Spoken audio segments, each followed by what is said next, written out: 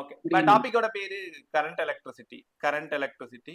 இன்னைக்கு இவன் இல்லாத இந்த உலகம் இல்லல்ல. அதுவும் சம்மர்ல ரொம்ப மோசம். ஆக்சுவலா நான் 3 ஐ யூஸ் பண்ண போறேன். சரி உங்களுக்கு 2 தான் இருக்குன்னு மொக்கையா காமெடி பண்ணக்கூடாது. நான் 3 ஐ பயன்படுத்த போறேன். ஒன்னு ஸ்மால் ஐ, இந்த ஐ சொன்னேன். இன்னொன்னு கேபிட்டல் ஐ, இன்னொன்னு ஐ நாட். இந்த லெசன் ஃபுல்லா இந்த ஸ்மால் ஐ பார்த்தா, கேபிட்டல் ஐ பார்த்தா, ஐ நாட் பார்த்தா நான் சொல்ற பேர் வச்சு தான் நீங்க கூப்பிடணும். உங்க இஷ்டத்துக்குலாம் கூப்பிடக்கூடாது. ஸ்மால் ஐயோட பேரு இன்ஸ்டன்டேனியஸ் கரண்ட். எப்படி கரெக்டா ஸ்பெல்லிங் பார்த்தீங்களா? Instantaneous current. கேபிட்டல் ஐ எப்படின்னா current flows through the circuit. அந்த சர்க்கியூட் வழியா எவ்வளோ கரண்ட் போகுதோ அதுதான் கேபிட்டல் ஐ. ஐ நாட்டோட பேரு மேக்சிமம் கரண்ட். ஐ நாட்னால மேக்சிமம் கரண்ட். இந்த 12th முடிகிற வரைக்கும் எந்த லெசன்ல நீங்க ஸ்மால் ஐ பார்த்தாலும் அதுக்கு இன்ஸ்டன்டேனியஸ் கரண்ட்னு தான் பேரு. கேபிட்டல் ஐ பாத்தீங்கன்னா கரண்ட் ஃப்ளோஸ் த்ரூ த சர்க்கியூட்னு பேரு. ஐ நாட் பாத்தீங்கன்னா மேக்சிமம் கரண்ட்னு பேரு. ரைட்டா? அபி குட் ஈவினிங். ஓகே. அப்புறம் போன லெசனோட ஹீரோ யாரு? சார்ஜ். அவனை தூக்கிட்டு வந்துருமா? தூக்கிட்டு வந்துட்டுமா? போன லெசனோட ஹீரோ சார்ஜ். அந்த இவனை வச்சுக்கிட்டு தான் இந்த லெசனை நம்ம கொண்டு போறோம். அப்ப கரண்ட்னா என்னங்க சார்? சார்ஜ் ஃப்ளோ ஆனா அதுக்கு பேரு current. the flow of charge is called as current. இன்னும் அழகா சொல்லணும்னா the flow of electron is called as current. the flow of electron is called electron ஒரு இடத்துல இருந்து இன்னொரு இடத்துக்கு ஓடுற இந்த கான்செப்டோட பேரு தான் current. the flow of electron is called current. electric current. ஒன்னும் இல்ல, எலக்ட்ரான் சும்மா உட்காந்துருக்கு. ஒரு 100 பேர் 100 எலக்ட்ரான் உட்காந்துருக்கு. 100 எலக்ட்ரான திருடன் வச்சுக்கலாமா? திருடன். திடீர்னு போலீஸ் ஓடியாராங்க. அதை அவங்கள பார்த்துட்டு எல்லாம் ஆர்டரா ஓட ஆரம்பிச்சிடுறாங்க. எல்லா எலக்ட்ரானும் வரிசலா ஓட ஆரம்பிச்சிடறாங்க. வரிசலா காதுல வாங்க ஆர்டரா ஓட ஆரம்பிச்சிடறாங்க. இதான் current. the flow of electron is called as current. இவ்வளவு நாள் யோசிச்சு பாத்தியா? திடீர்னு கரண்ட் ஆஃப் ஆயிருக்கும். நீ அம்மாட்ட சொல்லுவ, அம்மா கரண்ட் நின்று போச்சுமா அப்படின்ட்டு. திடீர்னு கரண்ட் வந்திருக்கும். அம்மா கரண்ட் வந்துருச்சு, ஃபேனை போட்டு விட்டு போ. ஏன்னா நீ ஏஞ்சி போட்டுக்க மாட்டேன். அப்போ கரண்ட் வந்துருச்சுமா, கரண்ட் நின்றுடுச்சுமான்னு சொல்ல தெரிஞ்ச உனக்கு கரண்ட்னா என்னன்னு சொல்ல தெரியல இவ்வளவு நாள். வாட் இஸ் கரண்ட்னு கேட்டா கரண்ட்னா கரண்ட் தான் அப்படின்லாம் சொல்லக்கூடாது. பிசிக்ஸ் படிச்சு நீ என்ன சொல்லணும்? the flow of electron is called as current. Electron ஒரு இடத்துல இருந்து இன்னொரு இடத்துக்கு ஓடுது இல்ல, அதுக்கு பேரு தான் current. the flow of electron is called as current. the rate of flow of charge, பாருங்க இங்க பாருங்க, dq by dt. q charge, t time. பிசிக்ஸ்ல கீழே டைம் இருந்தா ரேட்னு படிக்கணும். Rate of flow of charge.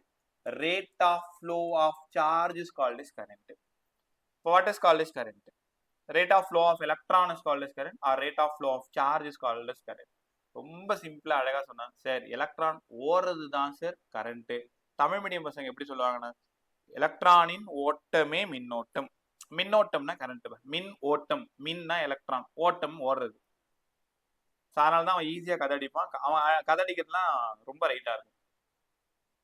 Right. அந்த கதைக்கு போனா நம்ம டீப்பா உள்ள போயிடும். அவ்வளவு மேல இப்படி வந்துடலாம். அப்ப ஐக்கான ஃபார்முலா சொல்லி கொடுத்துட்டேன். dq by dt எல்லாரும் நல்லா கத்துக்கணும். வாட் இஸ் கரண்ட்னு கேட்டவங்க பதில் என்ன? Rate of flow of electron is called as current. சரி, இவ்வளவு பேசுனீங்கல்ல, இவனுக்கு என்ன யூனிட்னு சொல்லி கொடுத்துருப்பாங்க? Coulomb per second. அதனால கூலும் செகண்ட் இன்வர்ஸ். இல்லையே, பொய் சொல்றீங்க. நான் 10th படிக்கும் போது எங்க வாத்தியார் எங்களுக்கு ஆம்பியர்னு சொல்லி கொடுத்தாரு. நீங்க என்னமோ கூலும் பெர் செகண்ட். அவனும் இவனும் ஒண்ணுதான், ஆம்பியர். ஆம்பியரை நீங்க ஃபுல்லா ஆம்பியர்னு எழுதணும், இல்ல ஏன்னு எழுதணும். அதெல்லாம் முடியாது சார். ஏஎம்பின்னா எழுதணும்னா தப்பு போட்டுருவாங்க. ஆம்பியரை ஃபுல்லா ஆம்பியர்னு எழுதணும், இல்லைன்னா ஏன்னு சிம்பிள் எழுதணும். நம்ம இஷ்டத்துக்கு ஆம்பியருக்கு ஏஎம்பி எல்லாம் எழுதக்கூடாது. இவ்வளவு பேசுனீங்களே, இவன் ஸ்கேலாரா வெக்டாரா? ஸ்கேலார். பொய் சொல்றீங்க. ஏன் பொய் சொல்றீங்க? எலக்ட்ரான் ஒரு டைரக்ஷன்ல ஓடிக்கிட்டு இருக்கு. உங்களுக்கு தெரியுமா, நான் எம்எஸ்சி முடிச்சுட்டு வாத்தியார் வேலைக்கு வந்து 2 வருஷம் வரைக்கும் கரண்ட்டை வெக்டார்னு தான் நினைச்சிட்டு இருந்தேன். அவ்வளவு முட்டாள்வாதியாரா இருந்தேன்னு வச்சுக்கோங்களேன். உடனே இந்த முட்டாள்வாதியார்ட்ட படிக்க மாட்டேன்னு ஓடிடாது. அப்புறம் அடுத்த மாசம் நான் வாடகை கொடுக்கணும். என்னன்னா அவ்வளவு முட்டாளா இருந்த காலகட்டம் அது. எலக்ட்ரான் தான் ஒரு டைரக்ஷன்ல ஓடுது, இது வெக்டார் தானே, யாரோ ஸ்கேலார்னு தப்பு தப்பா சொல்லியிருக்காங்கன்னு சொல்லிட்டு நான் ஆர்கியூ பண்ணலாம் ஆரம்பிச்சிட்டேன். அப்புறம் தான் எனக்கு தெரிஞ்சது எலக்ட்ரான் ஃப்ளோ தான் current. Current is a scalar quantity. ஏன்னா இந்த வார்த்தையை சொல்லுங்க, they do not obey vector law of addition. they do not obey vector law of addition. vector law of addition நீங்க 11th உங்களுக்கு நான் கத்து கொடுத்திருக்கேன். r vector equal to p vector plus q vector. they do not obey vector law of addition. ரைட்டா? So vector law of அடிஷனை அது சொல்லலை. அதனால என்னதான் டைரக்ஷன் இருந்தாலும் வெக்டார் லா ஆஃப் அடிஷனை சொல்லாததுனால இவன் ஸ்கேலார். கத்துக்கிட்டீங்களா? ஸோ அப்போ கரண்ட் ஸ்கேலாரா வெக்டாரான்னு தெரிஞ்சிச்சு, வாட் இஸ் கரண்ட்னு தெரிஞ்சிருச்சு, யூனிட் தெரிஞ்சிருச்சு, எல்லாம் தெரிஞ்சிருச்சு.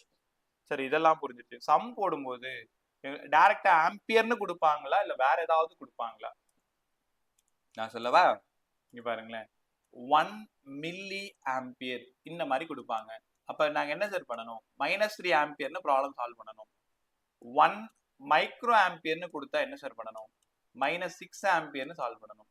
அப்ப இங்க என்ன கொடுக்குறாங்களோ அதை பொறுத்து. 1 நானோ ஆம்பியர் ரொம்ப கம்மியா இருக்கு, அதெல்லாம் கொடுக்க மாட்டாங்க, இருந்தாலும் நீங்க தெரிஞ்சுக்கோங்க.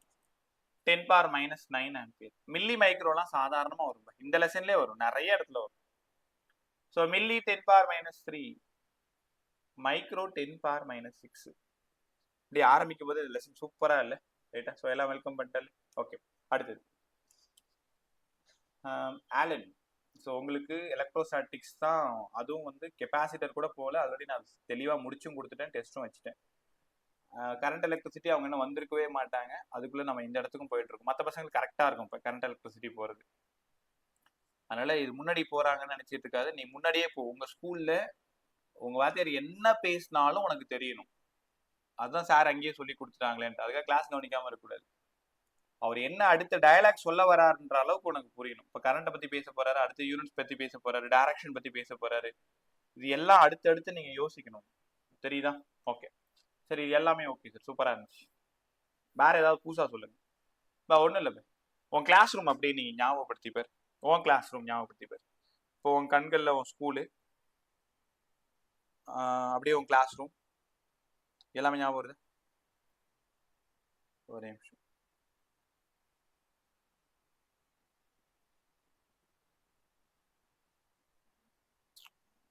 சரி, ஒரே நிமிஷம். இல்லை, ஸ்கூலு எல்லாத்தையும் ஞாபகப்படுத்தி பாரு, உங்க கிளாஸ் ரூம்ல ஞாபகப்படுத்தி பாரு. உங்க கிளாஸ் ரூம்ல இப்ப ரெகுலரா வரக்கூடிய டீச்சர்ஸ்ல ரொம்ப ஸ்ட்ரிக்டான டீச்சர், டக்குன்னு அந்த முகம் உனக்கு ஞாபகம் வருதா? கண்டிப்பா யாராவது ஒருத்தவங்க வந்திருப்பாங்க. வந்தாங்களா? ஓகே. ஸோ அவங்களோட கிளாஸ் ஞாபகம் வச்சுக்கோ. அவங்க வரதுக்கு 10 நிமிஷம் லேட் ஆயிடுச்சு. கிளாஸ் ரூம்ல நீ உடனே நல்ல பையன் மாதிரிலாம் என்கிட்ட பேசக்கூடாது, பையன் மாதிரி பேசணும், தெரியுதா? உடனே இல்லை சார் நாங்கள் சைலண்டா புக் எடுத்து வச்சு படிப்போன்ற கதையெல்லாம் சொல்லக்கூடாது, பொய் சொல்லக்கூடாது. என்ன பண்ணுவேன்? கண்ணா வினான்னு சுத்திட்டு இருப்பேன், இங்க இருந்து அங்க ஓடுவேன், அங்க இருந்து இங்க ஓடுவேன். அதுவும் லஞ்ச் பிரேக் பக்கமா இருந்தா எவனாவது டிஃபன் பாக்ஸ் தரப்பான், அவன் டிஃபன் பாக்ஸையும் கை ஓட்டு எடுத்து அவனை கேட்காமலே 2 இட்லி தின்ட்டு போயிடுது. இது எல்லாம் எப்படி சார் உங்களுக்கு தெரியும்னு கேட்காத, ஏன்னா அப்படிதான் நானும் இருந்தேன். சரி, என்னாச்சு அப்படின்னா, இந்த மாதிரி ரேண்டமா நீங்க கண்ணா பின்னான்னு சுத்திட்டு இருக்கீங்க, திடீர்னு அந்த டீச்சர் உள்ள என்ட்ராகி நிக்கிறாருன்னு வச்சுக்கோங்களேன். அடுத்த செகண்ட் என்ன ஆகும்னு அப்படியே கற்பனையா நினைச்சுப்பாரு. கண்ணா பின்னான்னு நீங்க இருந்த எல்லாரும் ஓடி போய் அவங்கவுங்க பெஞ்சில் கப்புச்சுப்புன்னு உட்காந்துப்பீங்க. நான் சொல்றது ஸ்ட்ரிக்டா இருந்த டீச்சர். நடக்குதா? ஓகே. இப்ப நீங்க இவ்வளவு தூரம் பேசினதுக்கும் இப்ப சொல்ல போறதுக்கும் என்ன?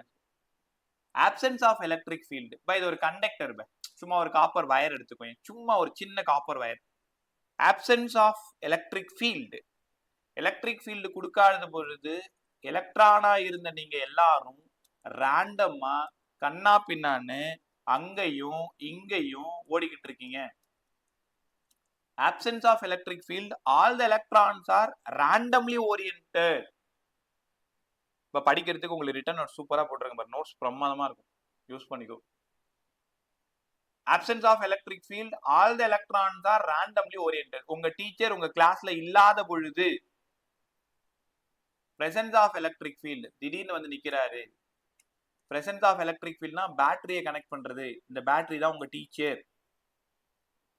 இப்போ பிரசன்ஸ் ஆஃப் எலக்ட்ரிக் ஃபீல்டு என்ன ஆகும்? அவர் வந்ததும் இதான் எலக்ட்ரான், சரி நெகட்டிவ் சார்ஜ், இது பாசிட்டிவ் சார்ஜ்.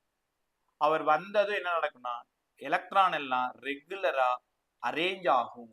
இப்போ இங்க இருக்கிற எலக்ட்ரான் எல்லாமே இந்த டைரக்ஷன்ல ஓட ஆரம்பிச்சிடும். மார்ச் பாஸ் பண்ற மாதிரி அது மட்டும் என்ன பண்ணும், கரெக்டா ஓட ஆரம்பிச்சிடும். இந்த நெகட்டிவ் போயிட்டு இங்க இருக்கிற எலக்ட்ரான் எல்லாம் ஒரு டைரக்ஷன்ல ஓட ஆரம்பிச்சிடும்.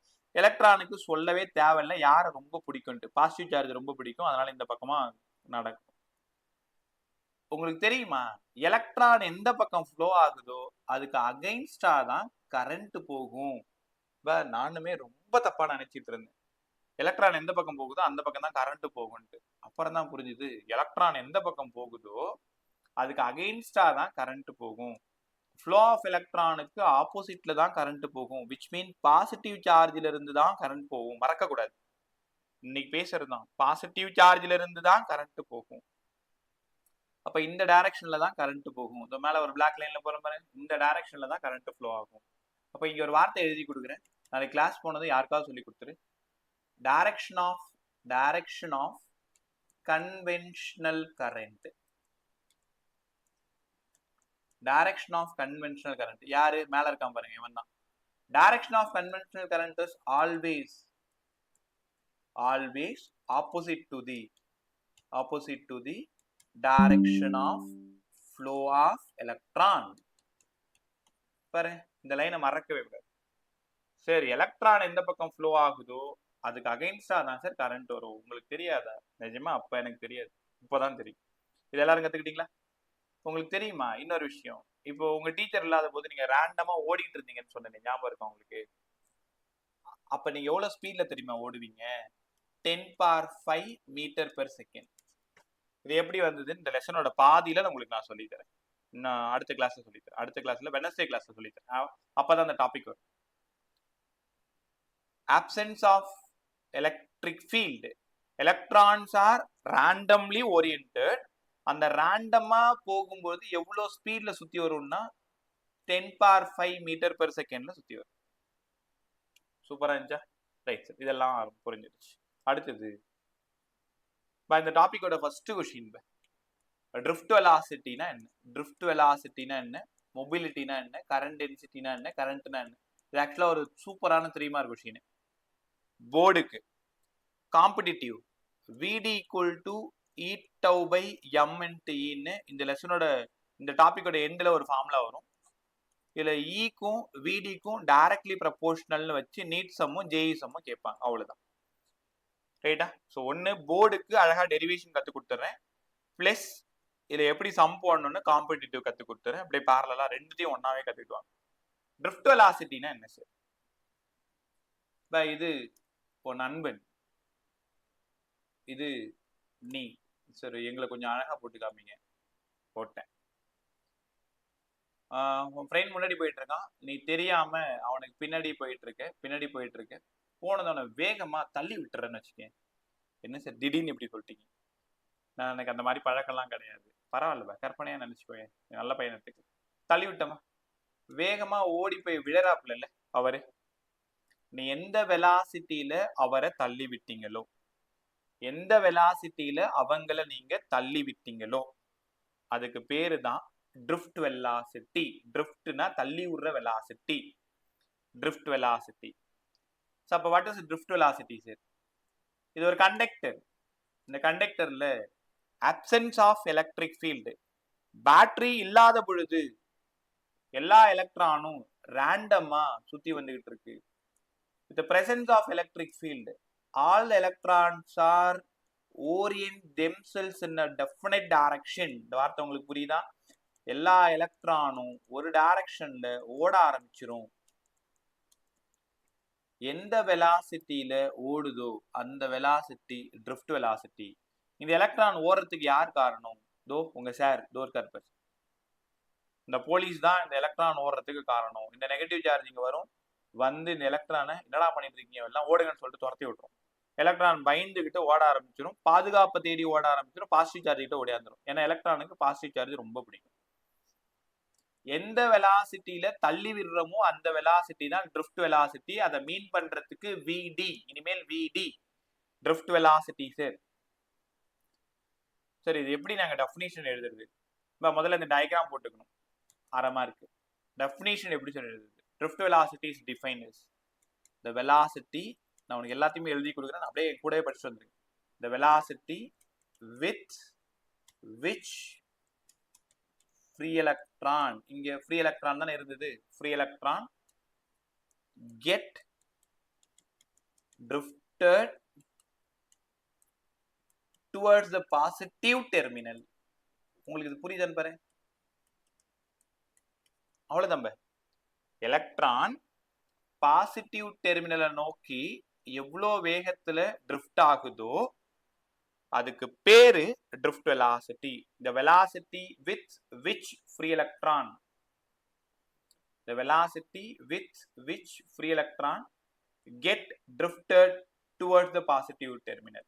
அப்ப பாசிட்டிவ் டெர்மினல் நோக்கி என்ன வேகத்துல ஓடி வருதோ அதுதான் drift velocity. முதல்ல டெஃபினேஷன் கூட படிங்க. சும்மா பின்னாடி போய் படிக்கிறேன் சார், அப்புறமா படிக்கிறேன் சார் சொல்லக்கூடாது. ஒரு டைம் கவனிச்சுன்னா அவ்வளவுதான், திருப்பி டீச் பண்ற அளவுக்கு தெரிஞ்சுக்கணும். The velocity with which free electron get drifted towards the positive terminal. கத்துக்கிட்டீங்களா? ரைட். பை இதுக்கு ஒரு அரை மார்க், இது ஒரு அரை மார்க். அடுத்தது இது எப்படி சார் டிஃபைன் பண்றது? மறுபடியும் ஒரு டைம் உங்களுக்கு டயக்ராம் போட்டு காட்டுறேன். நீங்க பாருங்க, இது கண்டக்டர் பேட்டரியோட நான் கனெக்ட் பண்றேன். இதுல டயக்ராம் போடும்போது முக்கியமான விஷயம், எங்க நெகட்டிவ் போட்டிருக்கீங்களோ எலக்ட்ரான் அந்த ஓடக்கூடிய டைரக்ஷனை நீங்க கரெக்டா காமிக்கணும். இங்க நெகட்டிவா இருந்தா அது லெஃப்ட்ல போற மாதிரி காமிக்கணும். சில புக்ல என்ன பண்ணிருப்பாங்கன்னா, சொல்றதை கேளு, தப்பு பண்ணிடாத, டயக்ராம் போயிடுச்சுன்னா போயிடுச்சு, இங்க நெகட்டிவ் போட்டிருப்பாங்க, இங்க பாசிட்டிவ் போட்டிருப்பாங்க. நீ வழக்கம் போல இதே டயக்ராம் போட்டா தப்பு. இங்க நெகட்டிவ் இருக்கிறதுனால எலக்ட்ரான் இந்த பக்கம் ஓடுற மாதிரி காமிக்கணும். ரைட்டா? ஓகே. உங்களுக்கு தெரியுமா, ஒரு பாடியை நம்ம தள்ளி விடணும் அப்படின்னா கண்டிப்பா அங்க நியூட்டன் வந்துருவாரு. F = ma இல்ல. இப்ப இங்க இருக்கிற நெகட்டிவ் சார்ஜ் போயிட்டு இந்த எலக்ட்ரானை தள்ள ட்ரை பண்ணுது. அப்ப F = ma. எலக்ட்ரானா இருக்கிறதுனால கண்டிப்பா அங்க எலக்ட்ரிக் ஃபீல்டு இருக்கும். சார் போன லெசன்ல E = F/Qன்னு கத்து கொடுத்தீங்களே, ஞாபகம் இருக்கா? எனக்கு இருக்கு. அப்ப Fக்கு பதிலா EQன்னு யூஸ் பண்ணலாமா? தாராளமா. இங்க Q இல்ல சார், எலக்ட்ரான், அதனால E பயன்படுத்திக்கவா? தாராளமா E. அவ்வளவுதான். இப்ப நீங்க என்ன பண்ணணும், இந்த டயக்ராம் போட்டு மேல MAன்னு எழுதணும், இங்க Eன்னு எழுதி வச்சுக்கணும் ஒரு சேஃபுக்கு. அவ்வளவுதான், யாருமே சொல்ல தேவையில்ல. டெரிவேஷன் அப்படி ஓடியாரும் பாருங்களேன். அதாவது நீ சாதாரணமா ரோட்ல நடந்து போற, உன்னை தள்ளி விட்டா அங்க நியூட்டனோட செகண்ட் லா மட்டும் தான் வரும், F = ma மட்டும் தான் வரும். ஆனா இந்த நெகட்டிவ் சார்ஜ், இந்த எலக்ட்ரிக் ஃபீல்டு போயிட்டு எலக்ட்ரானை தள்ளும் பொழுது ஒரு ஃபோர்ஸ் எக்ஸ்பீரியன்ஸ் ஆகும், எலக்ட்ரோஸ்டாட்டிக் ஃபோர்ஸ். போன லெசன்ல படிச்சோம். இந்த ரெண்டு ஈக்குவேஷனை மறக்காம இந்த டயக்ராம் சைட்ல நீங்க எழுதிட்டீங்கன்னா ப்ராப்ளம் சால்வ் பண்றது, டெரிவேஷன் சால்வ் பண்றது ரொம்ப ஈஸி. எப்படி சார்? ரெண்டுத்தையும் ஈக்குவேட் பண்ணிங்க, அவ்வளவுதான், முடிஞ்சு போயிடுச்சு. ma = E. எலக்ட்ரானை தள்ளி விடுற கொடுத்த ஃபோர்ஸ் ma, அதை எக்ஸ்பீரியன்ஸ் பண்றது E. இங்க இருந்து யாரை தேடி போயிட்டு இருக்கீங்க? ரொம்ப நுணுக்கமா கத்துக்கோங்க, பிரமாதமா கத்து கொடுத்துருங்க. சரி, நீ யாருக்கிட்ட வேணாலும் போய் கத்துக்கோ, இந்த ஃபீல் உனக்கு இல்லாத மாதிரி நான் பாத்துக்கிறேன். ரொம்ப இது தலகணத்துல இல்ல, ஆத்மார்த்தமா சொல்றேன். சரி, நீங்க மட்டும்தான் அவ்வளவு சூப்பரா பேசுவீங்களா? அப்படி இல்லை, இதை ரசிச்சு சொல்லித்தரேன்னு சொல்றேன், நீயும் ரசிச்சு ரசனையோட கத்துக்கோங்க. F = ma, F = E. A மட்டும் வேணும்னா E/m. முதல்ல இந்த ஈக்குவேஷனை கொஞ்ச நேரம் சிந்திங்களேன், சும்மா அப்படியே பாரு. ஆக்சலரேஷன், இது யாரோட ஆக்சலரேஷனா இருக்கும்? ஆமா, எலக்ட்ரான் ஓடிட்டு இருக்குல்ல. அப்ப எலக்ட்ரானோட ஆக்சலரேஷன் ஏதாவது கொஸ்டின் கேட்டாங்கன்னா E/m. இந்த ஈக்குவேஷன் இந்த லெசன்ல மட்டும் இல்ல, மேக்னட்டிசம் வரைக்கும் பயன்படும். அதனால நான் உன்னை எப்பயாவது நான் மீட் பண்ணிட்டேன், ஒரு கண்டக்டர் கையில கொடுத்துட்டு இந்த கண்டக்டர் எலக்ட்ரான் ஓடுறதா நீ ஞாபகம் வச்சுக்கோயேன். அப்ப அந்த எலக்ட்ரானோட ஆக்சலரேஷன் என்னவாப்பா இருக்கணும் உங்ககிட்ட கேட்டா, சரி இது தெரியாதா உங்களுக்கு? E/m sir. E charge of electron உங்க எல்லாருக்கும் தெரியும், 1.6 × 10⁻19. M mass of electron 9.1 × 10⁻31. இதுக்கு முன்னாடி படிக்காதவங்க தெரிஞ்சுக்கோங்க. இது கான்ஸ்டன்ட், பயப்பட தேவையில்ல, சைட்ல அவங்களே கொடுத்துருவாங்க. ஆனா அது ஐடென்டிஃபை பண்ண கத்துக்கணும். 9.1 mass of electron, 1.6 charge. E electric field. அப்ப யோசிங்களேன், எலக்ட்ரிக் ஃபீல்டு நிறைய கொடுத்தா ஆக்சலரேஷன் நிறைய கிடைக்கும். யோசிச்சு பாரு, போலீஸோட ஸ்ட்ரென்த் ஜாஸ்தியா இருந்தா திருடன் வேகமா ஓட ஆரம்பிச்சிருவான்.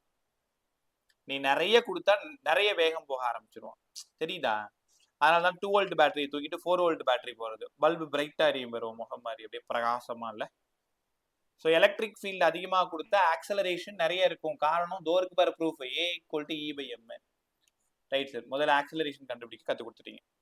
யாரை தேடி இந்த கொஸ்டினுக்காக போயிட்டு இருக்கோம்? ட்ரிஃப்ட் வெலாசிட்டியை தேடி போயிட்டு இருக்கோம். இந்த கொஸ்டினை நம்ம ஆரம்பிச்சதுக்கான காரணமே ட்ரிஃப்ட் வெலாசிட்டி தான். ட்ரிஃப்ட் வெலாசிட்டி VD எப்படி சார் கண்டுபிடிக்கிறது? ஈக்குவேஷன் ஆஃப் மோஷன் நீங்க எல்லாரும் படிச்சிருப்பீங்க. V = U + AT. ஆமா சார், இது equation of motion, first equation of motion. Vக்கு பதிலா drift velocity. Start from rest 0. A acceleration E/m. Tக்கு பதிலா அங்க T பயன்படுத்தக்கூடாது. புதுசா ஒரு வார்த்தையை நான் உள்ள கொண்டு வரேன். டவ். என்ன சார் இது? டவ்வா? நாங்க ஏதோ 11th படிச்ச மாதிரி இருக்கு. டார்க்னு படிச்சிருக்கோம். ஏன் போன லெசன்ல கூட டார்க்குக்கு நீங்க P sin தீட்டான்னு கத்து கொடுத்தீங்களே? ஆமாம்ப. அதாவது லெசனுக்கு தகுந்த மாதிரி பேரை மாத்திக்கணும். ரொட்டேஷனல் மோஷன்ல 11th படிக்கும்போது இது டார்க் RP sin தீட்டா. எலக்ட்ரோஸ்டாட்டிக்ஸ் 12th படிக்கும் பொழுது டார்க் டைபோலோடது P sin தீட்டா. இங்க டவுனா ரிலாக்ஸேஷன் டைம். ரிலாக்ஸேஷன் டைம் என்ன சார்? ரிலாக்ஸேஷன் டைம் போய் பெட்ல படுத்து தூங்குமா? அப்படி இல்லை. ஒரு கொலிஷனுக்கும் இன்னொரு கொலிஷனுக்குமான time taken. The average time taken between two successive collision. ஒரு எலக்ட்ரான் போயிட்டு இன்னொரு எலக்ட்ரானோட மோதுது, மோதி இன்னொரு எலக்ட்ரானோட மோதுது. 2 கொலிஷன். இது 1, இது 2. இந்த 2 கொலிஷனுக்கான ஆவரேஜ் டைம் எடுத்தீங்கன்னா அதுதான் ரிலாக்ஸேஷன் டைம், டவ். இந்த லெசன்ல நீங்க T பயன்படுத்தக்கூடாது, அதுக்கு பதிலா டவ் தான் பயன்படுத்தணும். டவ் வந்து டைமோடது தான். அப்ப ஃபைனலா நம்ம தேடி வந்தது ட்ரிஃப்ட் வெலாசிட்டிக்கு என்ன sir equation? VD = E τ/m × E. நம்ம ஏற்கனவே சொன்ன ஞாபகம் இருக்கா? இந்த லெசன் ஸ்டார்ட் பண்ணும்பொழுது இந்த மாதிரி ஒரு ஆன்சர் வரப்போகுது, 3 மார்க் கொஸ்டின், சூப்பரா சால்வ் பண்ணலாம்னு சொல்லிடுறோம். E τ/m × E. ஏன் நீங்க E மட்டும் தனியா போட்டீங்க? அப்ப இவனுங்க எல்லாரும் கான்ஸ்டன்டா இருப்பாங்களோ? ஆமா. அப்ப E τ/m, E constant, τ relaxation time constant, M constant. இது எல்லாமே கான்ஸ்டன்ட். கொஞ்சம் யோசிச்சு பாருங்களேன். எலக்ட்ரிக் ஃபீல்டுக்கும் ஆக்சலரேஷனுக்கும் என்ன சம்பந்தம் பார்த்தோம்? Directly proportional. இங்க பாருங்க, ட்ரிஃப்ட் வெலாசிட்டிக்கும் எலக்ட்ரிக் ஃபீல்டுக்கும் என்ன சம்பந்தம்? Directly proportional. நான் தான் சொன்னேன்ல, நீ நிறைய எலக்ட்ரிக் ஃபீல்டு கொடுத்தா எலக்ட்ரான் வேகமா ஓடும். எலக்ட்ரான் வேகமா ஓடினா ஆக்சலரேஷன் நிறைய கிடைக்கும். தெரியுதா? நீ நிறைய படிச்சா நிறைய மார்க் எடுக்கிற மாதிரி வச்சுக்கோயேன். இப்பெல்லாம் நடக்காது சார். நடக்கும். ஸோ எலக்ட்ரிக் ஃபீல்டு அதிகமாக கொடுத்தீங்கன்னா ட்ரிஃப்ட் வெலாசிட்டி அதிகமாக இருக்கும்.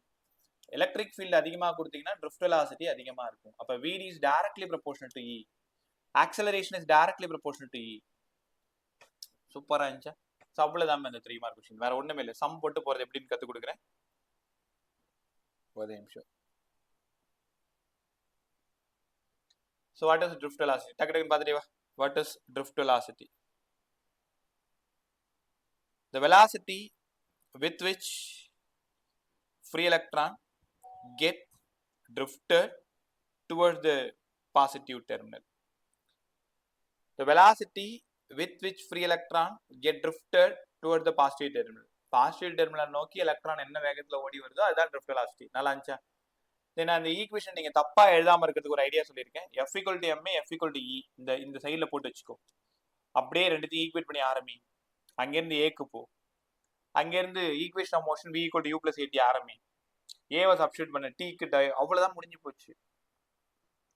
ரைட்டா? So VD is directly proportional to E. ஒரே நிமிஷம். அப்படியே இதோட கண்டினியூட்டி தான் மொபிலிட்டி. இதோட கண்டினியூட்டி தான் மொபிலிட்டி. ஒரே நிமிஷம்.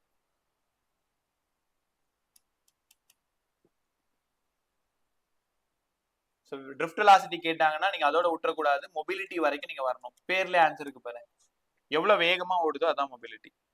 மொபிலிட்டி உங்களுக்கு தெரியுமா? கொஞ்ச நேரத்துக்கு முன்னாடி என்ன பார்த்தீங்க? Drift velocity is directly proportional to electric field. ஆமா. ஆக்சுவலா ட்ரிஃப்ட் வெலாசிட்டிக்கு என்ன ஃபார்முலா பார்த்தீங்க? E τ/m × E ன்னு பார்த்தீங்க. ஆமா. இது எல்லாரும் ஒரு கான்ஸ்டன்ட்னு சொன்னீங்களே சரி, அந்த கான்ஸ்டன்ட்டுக்கு ஒரு பேர் வைங்களேன். இது எல்லாத்தையும் சேர்ந்த மாதிரி ஒரு கான்ஸ்டன்ட், இதுதான் மியூ. இந்த மியூவை பார்த்ததும் உனக்கு டக்குன்னு ஞாபகம் வரும், ஏன்னா ரே ஆப்டிக்ஸ் என்கிட்ட தான் நீங்க படிச்சீங்க, ரிஃப்ராக்டிவ் இண்டெக்ஸ்னு படிச்சீங்க, ஞாபகம் வந்துருச்சா? அப்போ இந்த இடத்துல மியூக்கு ரிஃப்ராக்ட் இண்டெக்ஸ் கிடையாது, இவன் தான் நம்ம ஹீரோ. இப்போ மொபிலிட்டி இ எலக்ட்ரிக் ஃபீல்டு, அப்ப drift velocity equal to mobility into electric field. Sir புரிஞ்சிருச்சு, அப்ப மியூ தான் இ டோ பை எம். ஆமா, யாரை தேடி போயிட்டு இருக்கோம்? மொபிலிட்டியை தேடி போயிட்டு இருக்கோம். அப்ப பார்த்த உடனே நீயே ஆன்சர் சொல்ல, இப்ப சூப்பரா சொல்ல போறேன், இதெல்லாம் மொபிலிட்டி. இது வார்த்தையை படிங்க, சும்மா சாதாரண வார்த்தையை படிச்சா drift velocity by electric field தான் sir mobility.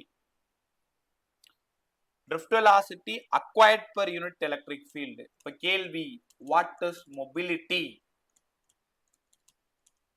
What is mobility? அப்படியே மொபிலிட்டிக்கு ஃபார்முலா எழுதிக்கோ, விடி பை இன்னு எழுதிக்கோ. இதை பார்த்து அப்படியே சொல்ல, மனப்பாடலாம் பண்ணக்கூடாது. ட்ரிஃப்ட் வெலாசிட்டிக்கும் எலக்ட்ரிக் ஃபீல்டுக்கும் ரேஷியோ எடுக்கணும். உனக்கு புரியுற மாதிரி எப்படி வேணாலும் சொல்லுது, ratio of drift velocity to the electric field அப்படின்னு சொல்லலாம்.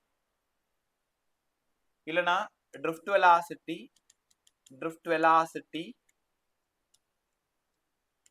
acquired per unit electric field. Drift velocity acquired per unit electric field. இது mobility. mu equal to vd by e. mu equal to vd by e. by இது வரைக்கும் நீங்க எழுதணும். ஒரு 3 mark எழுத சொன்னாங்கன்னா define drift velocity and mobility எழுத சொன்னாங்கன்னா இப்போ நான் சொல்லி கொடுத்து எழுதணும். இதை ரெஃபரன்ஸுக்கு வச்சுக்கோ, எப்படி எழுதணும் ப்ரெசென்ட் பண்ணணும்ட்டு ரிட்டன் நோட்ஸில் எழுதியிருக்கேன். இல்லை நீ எந்த நோட்ஸை ஃபாலோ பண்ணுறியோ அதை பண்ணு. பட் எனக்கு ப்ராப்ளம் சால்வ் பண்ணணும், கரெக்டாக கேட்கறதெல்லாம் ஒழுங்காக சொல்ல தெரியணும், எழுத தெரியணும். ஓகே, ஒரே நிமிஷம். இப்போ இவ்வளோ நேரம் கற்றுக்கிட்டது 2 formula. I equal to dq by dtன்னு ஒரு ஃபார்முலா கற்றுக்கிட்டோம். ட்ரிஃப்ட் வெலாசிட்டிக்கு E tau by m into E ன்னு கற்றுக்கிட்டோம். மொபிலிட்டிக்கு vd by E ன்னு கற்றுக்கிட்டோம். இந்த மியூ தான் இ டவு பை எம். அப்ப இது ஃபுல்லா கான்ஸ்டன்ட்னா மொபிலிட்டியும் கான்ஸ்டன்ட். கண்டக்டரை பொறுத்து மொபிலிட்டி கான்ஸ்டன்ட். சூப்பரா இருந்துச்சா? சரி, சம் எப்படி கேட்பாங்க அதை சொல்லுங்க. முதல்ல இந்த ட்ரிஃப்ட் வெலாசிட்டி சம் பாருங்க. ட்ரிஃப்ட் வெலாசிட்டியில டைரக்ட் சம்மே கிடையாது, எப்பவுமே ரேஷியோ சம் தான் கேட்பாங்க. போர்டில் கூட 3 மார்க்கா கேட்கலாம். அதாவது நான் என்ன பண்றேன், E1 அப்படின்ற எலக்ட்ரிக் ஃபீல்டு கொடுக்குறேன். அப்ப ட்ரிஃப்ட் வெலாசிட்டி VD1 தான். E2 எலக்ட்ரிக் ஃபீல்டுக்கு ட்ரிஃப்ட் வெலாசிட்டி எவ்வளோ? கேள்வி புரிஞ்சிச்சா? அப்போ ஃபார்முலா என்ன? VD equal to E tau by M into E. இது ஃபுல்லா கான்ஸ்டன்ட். அப்ப VDயும் Eயும் டைரக்ட்லி ப்ரொபோர்ஷனல்.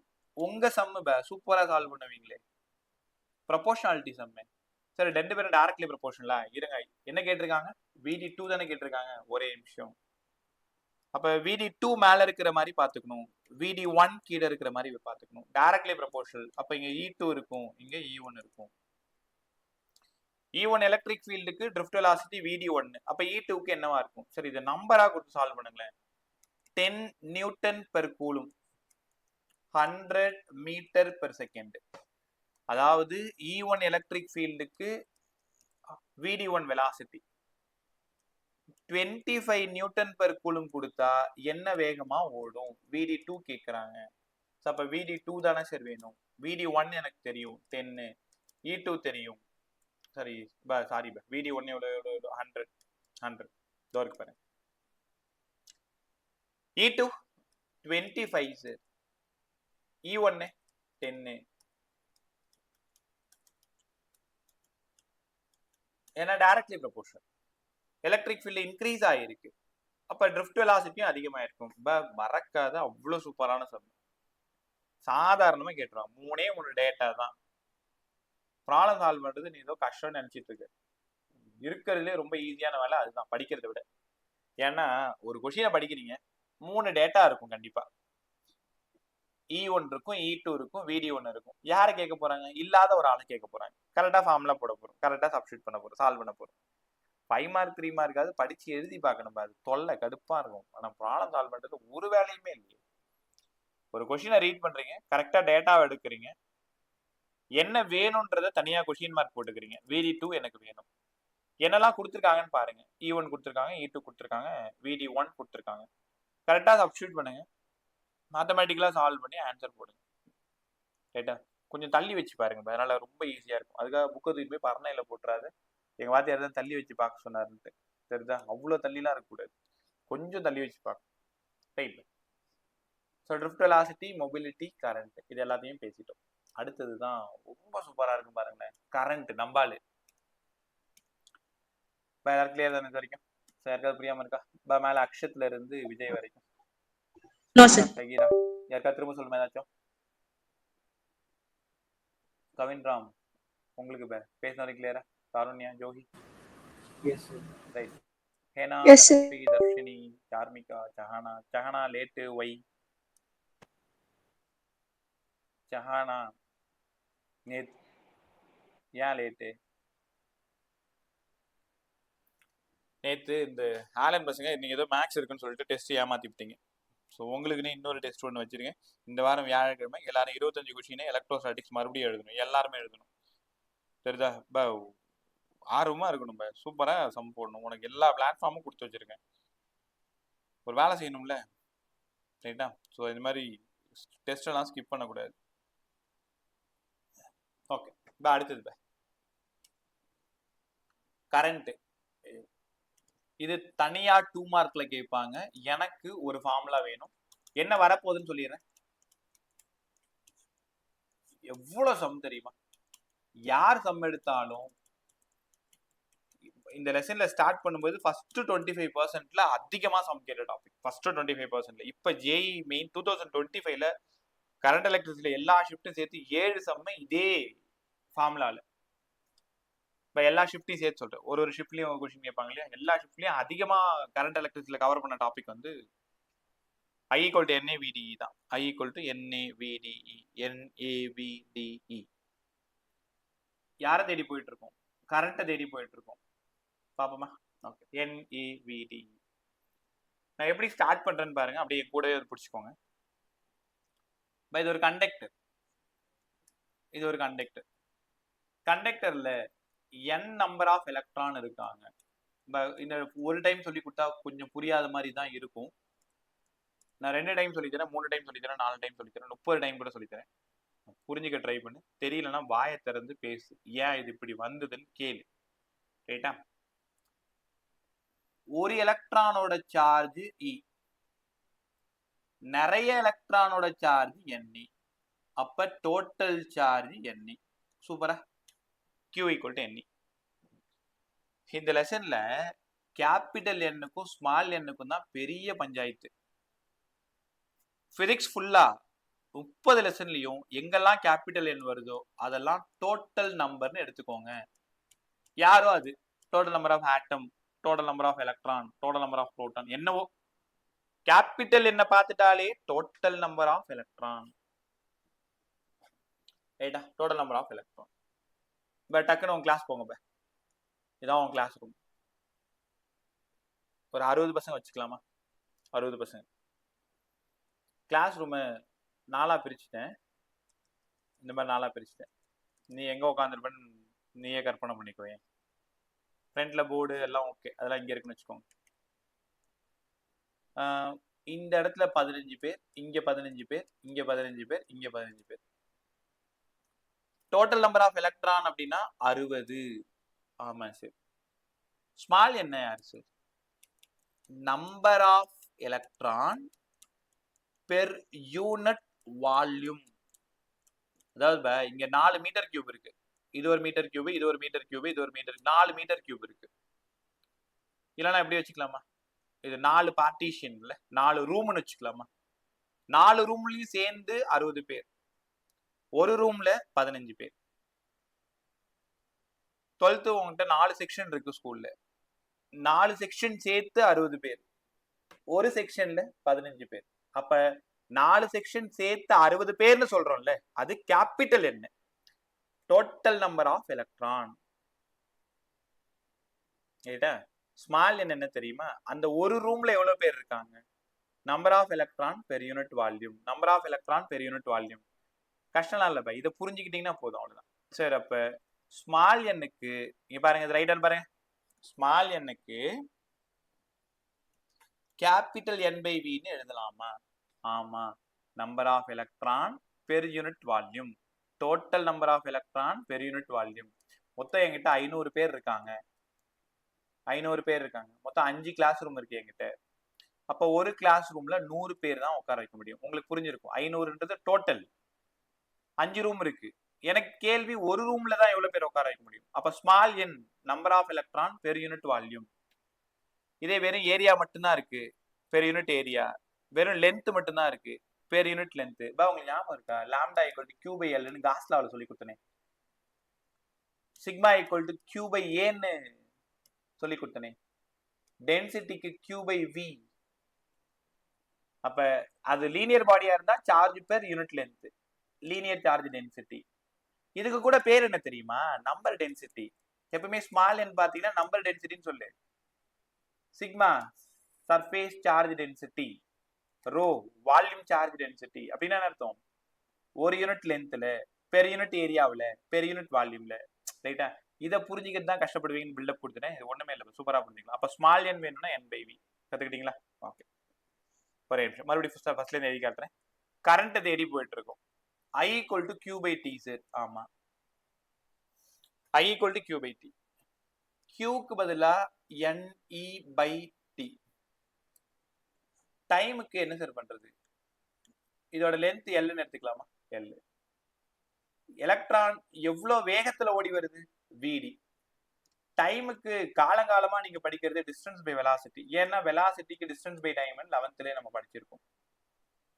இந்த இடத்துல டிஸ்டன்ஸ் எவ்வளவு சார்? L. Velocity VD. அப்ப டைம் இருக்க வேண்டிய இடத்துல L by VD. உன் விருப்பம், கேபிட்டல் போட்டாலும் ஸ்மால் எல் போட்டாலும். ஆனா எந்த எல் யூஸ் பண்ணாலும் பக்கத்துல நீங்க சேஃபா என்ன பண்ணிடுறீங்க? லென்த் ஆஃப் அ கண்டக்டர் அப்படின்னு எழுதிட்டா அந்த வார்த்தையை உங்களால தப்பு பண்ண முடியாது. ஸோ அப்ப ஐக்கு பதிலா Q by T NE by L by VD. L by VD மேல போயிடுச்சு. கொஞ்ச நேரத்துக்கு முன்னாடி சொன்னேன், ஸ்மால் என் வேணும்னா N by V. N by V இல்ல. அப்போ கேபிட்டல் N வேணும்னா N into V இல்ல. N into V.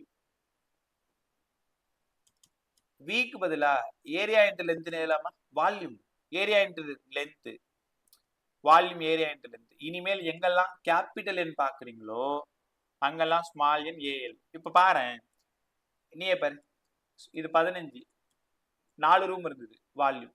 அப்ப டோட்டலா 60 பேர் இல்ல. ஸ்மால் என் எங்க பாக்குறீங்களோ NaL, number of electron per unit volume into total volume. அதனால NaLeVD by L. எல்லும் எல்லும் போய் சேர்ந்ததுனால கரண்டோட expression NaVDE. I equal to NaVDE. I equal to NaVDE. நான் சொன்னல இவனை தேடி தான் போயிட்டு இருக்கோம் அப்படின்ட்டு. ஸோ அப்போ current I equal to NaVDE. Number of electron per unit volume, area of cross section of conductor, drift velocity. சஃபிக்ஸ்ல போகணும், நான் கொஞ்சம் மேலே போட்டு வச்சிருக்கேன் E. அதாவது இந்த மாதிரி எழுதணும் NaVDE. NaVDE number of electron per unit volume, A area, VD drift velocity, E charge. கொஞ்சம் யோசிச்சு பாருங்க எல்லாருமே இந்த ஈக்குவேஷன் ஒரு 10 செகண்ட் பாருங்க. பாத்தியா? N constant sir, A constant, E கூட கான்ஸ்டன்ட். ஓ, அப்ப எலக்ட்ரான் வேகமா ஓடுனா நிறைய கரண்ட் வருமா? ஆமா. கொஞ்ச நேரத்துக்கு முன்னாடி ஏதோ சொன்னீங்களே, ட்ரிஃப்ட் வெலாசிட்டி எலக்ட்ரிக் ஃபீல்டும் டைரக்ட்லி ப்ரொபோர்ஷனல். இப்பதான் சார் எனக்கு புரியுது. நிறைய எலக்ட்ரிக் ஃபீல்டு கொடுத்தா எலக்ட்ரான் வேகமா ஓடும். எலக்ட்ரான் வேகமா ஓடினா கரண்ட் நிறைய வரும். புரிஞ்சிச்சா? ஸோ அப்போ electric field, drift velocity, current எல்லாமே டைரக்ட்லி ப்ரொபோர்ஷனல். சூப்பராக கற்றுக்கிட்டோமா? I equal to NaVDE. Class முடிச்சதும் நான் ஒரு 5 சம் அனுப்புறேன். 5 சம்மும் இந்த ஃபார்முலாவில் இருக்கிற மாதிரி அனுப்புறேன். இப்போ 2025ஓட JEE மெயின் சம் வித் சொல்யூஷனோட கூட அனுப்புறேன். பரவாயில்ல, இப்போதான் லேர்ன் பண்றீங்க. அந்த 5 சம்மையும் ப்ராக்டிஸ் பண்ணி பார்த்தா போதும். I equal to NaVDE. NaVDE முடிஞ்சிச்சா? ஓகே, ஒரே நிமிஷம். இது வரைக்கும் பார்த்த 4 ஃபார்முலா ஒரு டைம் ஞாபகப்படுத்திட்டு அடுத்த டாபிக் போங்க சார். கரண்ட்டுக்கான formula I equal to dQ by dt. drift velocity vd equal to e tau by ma into e. mobility e tau by m இல்ல mobility vd by e. பெரும்பாலும் இது எங்கேயுமே பயன்படாது. இந்த ஃபார்முலா தான் சம்முக்கு பயன்படும். drift velocity is directly proportional to electric field. அதான் தெரியுமே. கரண்ட்டுக்கான எக்ஸ்பிரஷன் சொல்லுங்க. I equal to NAVDE. I equal to NAVDE, VD drift velocity. But கற்றுக்கிட்டீங்களா? இந்த கரண்ட்டுக்கான எக்ஸ்பிரஷன் ரொம்ப ரொம்ப இம்பார்ட்டன்ட் தெரியுமா? இருப்பேன் சம் போடுறதுக்கு நான் என்ன சொல்லி தரல. நான் ஒரு 5-6 ஃபார்முலா முடிச்சுக்கிறேன். முடிச்சுட்டு சேர்ந்த மாதிரி ஒரு 10 சம் முதல்ல போட்டு காமிச்சிடுறேன். இப்போ ஏன் நான் திடீர்னு drift velocity உள்ள சப்ஸ்டியூட் பண்ற மாதிரி வரும். அதனால ஒரு 5-6 ஃபார்முலா கம்ப்ளீட் பண்ணிட்டு சம் போறேன். கத்துக்கிட்டீங்களா? ஓகே. அடுத்தது ரொம்ப முக்கியமான ஆள். இவன் தான் ஜே. யார் சார் ஜே? ஜேவோட பேரு கரண்ட் டென்சிட்டி. Current density. இப்ப கரண்ட் ஸ்கேலாரா வெக்டாரா? டக்குனு யாரா சொல்லு. Scalar sir. இப்ப கரண்ட் டென்சிட்டி ஸ்கேலாரா இருக்கணுமா வெக்டாரா இருக்கணுமா? வெக்டார். வெக்டார். ஏன்பா வெக்டார்? வெக்டார் லா படிச்சேன், ஒபே பண்ணிட்டேன். வெக்டார் லா ஒபே பண்றதுனால இது வெக்டாரா? ஸ்கூல்ல சொல்லி கொடுத்தாங்களா? இல்ல சார். ரைட். சரி, நம்ம கத்துக்கலாமா? பா கரண்ட் டென்சிட்டி இந்த ஒரு டாபிக் மட்டும் ரொம்ப நல்லா கத்துக்கோங்க. அவ்வளவு சூப்பரா இருக்கு. இப்போ கிட்டத்தட்ட ஒரு 15% ஆஃப் லெசன் வந்துட்டேன் நான். அப்படியே பேசிக்கிட்டே விளாண்டுட்டு வந்துட்டோமா? சூப்பரா. கரண்ட் டென்சிட்டினா என்ன சார்? கரண்ட் டென்சிட்டி முதல்ல கரண்ட் டென்சிட்டினா என்னன்னு தெரிஞ்சுக்கோங்களேன். பை இது ஒரு கண்டக்டர். இது ஒரு conductor. Difference area of cross செக்ஷனா இருக்கு. எலக்ட்ரானோட ஃப்ளோ இந்த பக்கம் இருக்கு. ஆமா சார். கரண்டோட ஃப்ளோ இந்த பக்கம் இருக்கு. அதுவும் புரியுது. ஏன்னா எலக்ட்ரான் எந்த பக்கம் போகுமோ கரண்ட் அதுக்கு ஆப்போசிட்ல தான் போகும். ஆனா கரண்ட் டென்சிட்டி எங்க சார் போடணும்? கரண்ட் டென்சிட்டி எங்க போகும்னா எலக்ட்ரான் எந்த பக்கம் போகுதோ கரண்ட் எந்த பக்கம் போகுதோ அவங்களுக்கு பர்பெண்டிகுலரா தான் கரண்ட் டென்சிட்டி எடுத்துக்கணும். அப்ப கரண்ட் டென்சிட்டி ஸ்கேலாரா வெக்டாரா? டைரக்ஷன் இருக்கு. வெக்டார் லாவை ஒபே பண்றதுனால கரண்ட் டென்சிட்டி வெக்டார் குவாண்டிட்டி. முதல்ல இத படிங்க. கரண்ட் தான் ஸ்கேலார், கரண்ட் டென்சிட்டி வெக்டார். அப்ப கரண்ட் டென்சிட்டினா என்ன சார்? J equal to என்ன? Charge flows per unit time through an unit area. நான் சொன்ன மாதிரி அப்படியே சொல்லி பார்க்க. இங்க எவ்வளோ சார்ஜ் போகுது, எவ்வளோ டைம்ல போகுது, எவ்வளோ ஏரியாவில் போகுது. Charge flows per unit time through an unit area. சொல்லி பழகு. Charge flows per unit time. பார்த்தாலே இப்போ இதெல்லாம் சும்மா என்ன சொல்றது, பிசிக்ஸ்ல ஒரு பியூட்டிஃபுல்லான விஷயம் என்னன்னா டெஃபினிஷன்லாம் எதுக்கும் படிக்க தேவையில்ல. அந்த ஃபார்முலா பார்த்து நீங்களா சொன்னீங்கன்னா அதான் டெஃபினிஷன். மேலே கியூ இருக்கு, டைம் இருக்கு. Charge flows per unit time எது வழியா போகுது? ஒரு ஏரியா வழியா போகுது. Charge flows per unit time through an unit area. Charge flows per unit time through an unit area. சரி, ஒருவேளை இப்படி எழுதலாமா? ஆமா, கியூ பை டிக்கு ஐ. அப்ப யூனிட் சொல்லி கொடுங்க. Ampere per metre square.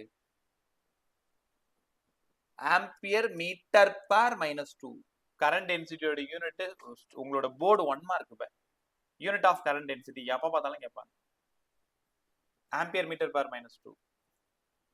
யாராவது என்கிட்ட பேசுங்க. ஜேக்கும் ஏக்கும் என்ன சம்பந்தம்? டைரக்ட்லி ப்ரொபோர்ஷனலா இன்வெர்ஸ்லி ப்ரொபோர்ஷனலா?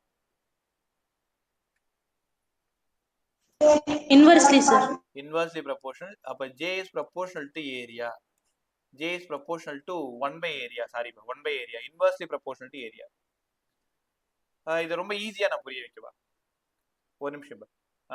இப்போ நீங்க ஒரு 100 பேர் போயிட்டு இருக்கீங்க. ஓப்பன் கிரவுண்ட்ல போயிட்டு இருக்கீங்க. கிரவுண்ட் ஃப்ரீயா இருக்கு. யார் வேணாலும் எங்க வேணாலும் போகலாம். அப்ப ஏரியா பெருசா இருக்கு. நீங்க உங்களோட டென்சிட்டி கம்மியா இருக்கு. ஒரு சின்ன சந்துக்குள்ளார ஒரு சின்ன ரோடு, ஒரு லீனியரா இருக்கக்கூடிய ஒரு ரோடு, அதுல இந்த 100 பேர் உள்ள போறீங்கன்னா ரொம்ப கஷ்டப்பட்டு இடிச்சுக்கிட்டு தான் போவீங்கல்ல. ஏரியா கம்மியா இருக்கு. டிராபிக் ஞாபகம் வச்சுக்கலாமா? சாட்டர்டே ஈவினிங் பார்த்தா அவ்வளோ டிராபிக் இருக்கும் பாண்டி ஃபுல்லா. உள்ள அந்த பக்கம் கிராஸ் பண்ணவே முடியாது, அவ்வளோ கடுப்பா இருக்கும். ஸோ ஏரியா கம்மியா இருக்கிறதுனால, மக்கள் கூட்டம் அதிகமா இருக்கிறதுனால அன்னைக்கு டென்சிட்டி அதிகமா இருக்கு. ஸோ மற்ற நாட்கள்ல ஆஃப்டர்நூன் டைம்ல எல்லாம் பாத்தீங்க அப்படின்னா டிராஃபிக் சுத்தமா இருக்காது. அப்ப என்ன அர்த்தம்னா ஏரியா சின்னதா இருந்தா கரண்ட் டென்சிட்டி அதிகமா இருக்குன்னு அர்த்தம். ஏரியா பெருசா இருந்தா கரண்ட் டென்சிட்டி கம்மியா இருக்குன்னு அர்த்தம். இதுல சமீபத்துல கேட்ட ஒரு நீட் கொஸ்டின். கவனிங்க யார் சொல்றீங்கன்னு பாருங்க. ஏரியா 1 இது ஏரியா 2. ஆப்ஷன் எழுதுறாங்க J1 greater than J2. Option 2 எழுதுறாங்க J1 equal to J2. Option 3 எழுதுறாங்க J1 ரொம்ப ரொம்ப பெருசா இருக்கான் J2 விட. ஆப்ஷன் 4 எழுதுறாங்க J1 less than J2. எதுவா இருக்கும்? கெஸ் பண்ணுங்க பா. தப்பா சொன்னா பரவாயில்ல, நான் தானே. Option 4 sir. ஆப்ஷன் 4 ஏன் ஆப்ஷன் 4? ஏன் ஆப்ஷன் 4?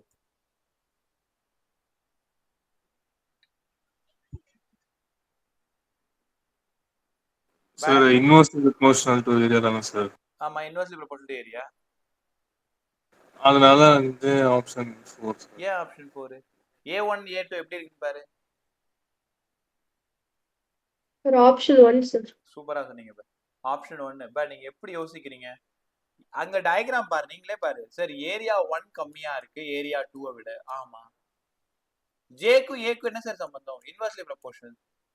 ஏரியா கம்மியா இருக்கு. ஏரியா கம்மியா இருக்கு.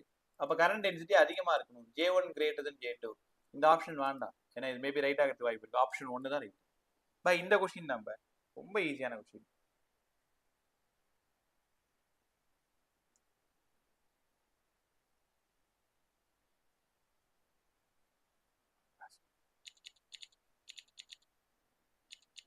கத்துக்கிட்டீங்களா? ஒரே நிமிஷம்.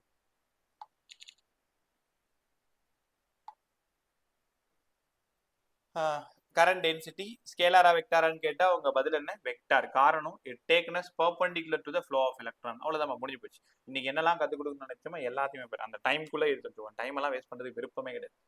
அந்த அந்த 1 hour கடன்னு அந்த 1 hourக்கு என்ன பேசணும் சூப்பரா பேசி முடிச்சிடணும்.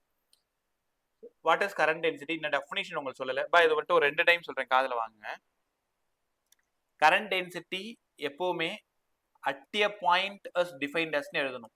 இந்த அட்டிய பாயிண்ட் விட்டீங்கன்னா ஹோல் கொஸ்டின் அடிச்சிருவாங்க. Current density at a point as defined as. நீங்க கரண்ட் டென்சிட்டி எல்லா இடத்துலயும் சொல்ல முடியாது. ஒரு குறிப்பு இந்த இடத்துல சொல்லணும்னா இங்க தான் சொல்லணும், இங்க சொல்லணும்னா இங்க தான் சொல்லணும், இங்க சொல்லணும்னா இங்க தான் சொல்லணும்.